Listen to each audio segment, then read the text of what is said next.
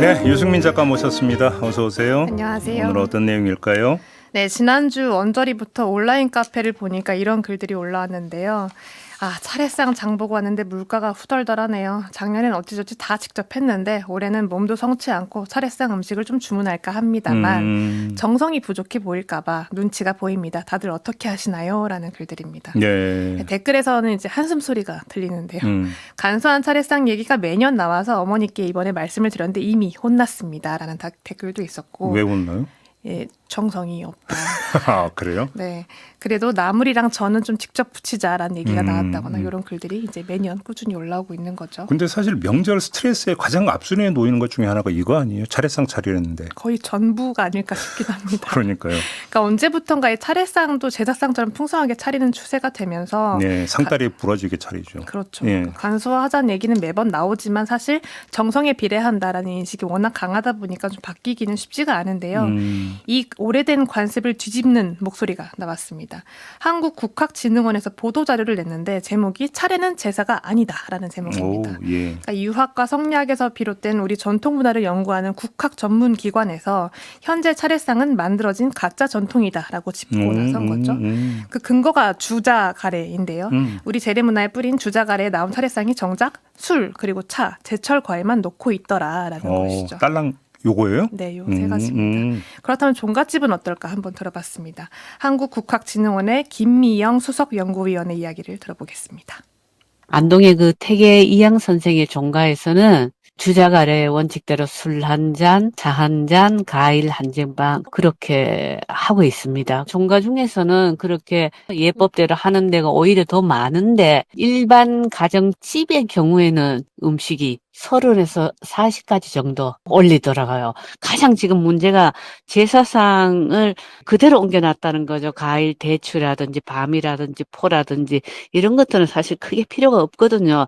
그런데 여기에 너무 막 이거 해라, 나무를 왜 여기 놨나, 이번에 왜 문어를 안 사놨나 이런 식이 되면 저런 거 왜 지내는 이래 돼버리는 거예요. 아, 홍동백서 이런 거 없어요, 그러면?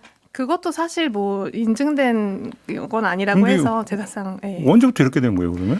그게 그러니까 연구자들도 정확한 기록이나 시기를 알 수 없다고 하는데요. 이 주자가래가 민간으로 넘어오면서 민간에서 확산이 되던 시대에 이제 우리 가정에서 아무래도 효를 충실하는 문화가 있다 보니까 조상과 부모를 향한 마음이 음식의 가짓수로 대변되면서 이제 결합이 된 거다라고 보고 있는 거죠. 그래요? 네, 근데 문제가 이제 차례와 제사의 취지가 본래 다르다는 건데 이거를 좀 혼용하거나 오용되는 경우가 많다는 겁니다. 일례로 요즘 그 젊은 세대들이 쓰는 말 중에 이번 설날에는 제사를 안 지내기로 했다라고 말을 하는데 그게 사실은 차례를 의미한다는 거죠. 차례죠, 차례. 네, 예. 그러니까 차례는 해가 바뀌거나 계절이 바뀌는 시점에 여러 조상을 함께 모셔서 안부 인사를 드리는 명절 의례라고 한다면 그렇게 따지면 사실 음식을 대접하는 개념은 아니고 오히려 절차나 형식이 훨씬 중요하다라는 거고요.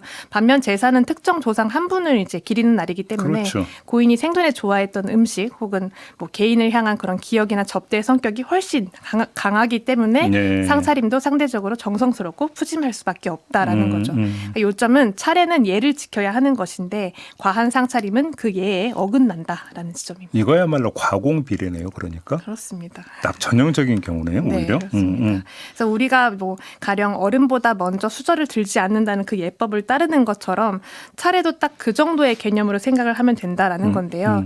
이 어른한테 먼저 권하는 거죠. 그러니까 먼저 예를 올리고 그 상을 그대로 우리가 물려받아서 같이 가족이 식사를 하면 된다라는 거라서 형식적으로 음식의 가짓수를 늘리기보다는 평소에 먹는 그 음식을 같이 갖추는 게 취지에 더 가깝다라는 설명이었습니다. 네. 김미영 위원 이야기를 한 번 더 들어보겠습니다. 근데 우리는 뭐냐 하면은, 넘치는데 그게 왜 욕먹을 짓이야? 라고 하는 건데, 예법의 하나로 분수를 지킨다는 게 있어요. 처지와 상황과 위치에 따라서 형편껏 해야 되는데, 그걸 과도하게 넘치는 거는 비례라고 했습니다. 옛날부터. 안일 비자를 써서 예가 아니다. 예라는 거는 조상에게도 잘하고 후손들의 삶도 보다 풍성하고 행복해지기 위한 건데 차례상 따로 차리고 명절밥상 따로 차리고 이걸로 가족 간에 어느 누군가가 스트레스를 받고 그죠? 분란이 일어나고 갈등이 일어나면 그 조상도 편치 않을 거다라는 겁니다. 맞는 말씀이시네요. 그죠? 네. 이 전통 문화가 이제 시간이 지날수록 바뀌는 그 갈래가 세 갈래가 있는데 하나는 원형을 그대로 이어가는 거고 하나는 단절을 아예 해버리는 거고 마지막이 이제 적당히 타협을 해서 그걸 오랫동안 지속을 시키는 건데 네. 요즘 좀 심심치 않게 들리는 말이 이제 올해부터는 차례를 우리 집에서 안 지내기로 했다라던가 이 내 대에서 끊겠다라는 어머니들의 말씀이 있거든요. 근데 이건 사실 단절을 의미를 하는 거기 때문에 좀 안타까운 현상이기도 한 거죠. 그러니까 차례의 본래 취지가 이제 조상을 기억하고 우리가 인사를 구하는 자리라고 한다면 그 정성을 쏟지 말라는 게 아니고 이제는 형식을 좀 바꿀 때가 됐다라는 이야기가 강력하게 나오고 있는 겁니다. 그러니까요. 이제 그 음식 가짓수가 조상에 대한 이거 기억을 되살린다든지 효라든지 이런 거고 연결질 것은 아니잖아요. 그렇죠. 그렇죠? 네. 상을 좀 작은 걸로 바꾸면 더 푸짐해 보일 수가 있으니까. 그러니까 저는 종종 보면서 어차피 조상 핑계대고 이참에 한번 좀 먹자. 사실 이것도 좀 있잖아요. 그것도 있죠. 예. 그러면 조상님 기준이 아니라 나의 기준, 우리의 기준으로. 이러면 욕 먹을까? 그죠? 아니죠. 네. 같이 좋아. 두 쪽 구가 맛있네 이렇게 생각하실 수도 있는 거죠. 사실. 그렇다고 또 치킨 올리기는 좀 그렇지 않나요? 치킨도 올리라고 위원은 또 말을 하기도 했습니다. 그렇습니까? 네, 예. 괜찮다. 저거 아직도 좀 구시대적이거든요. 마무리하겠습니다. 네. 유승민 작가였어요. 수고하셨습니다. 고맙습니다.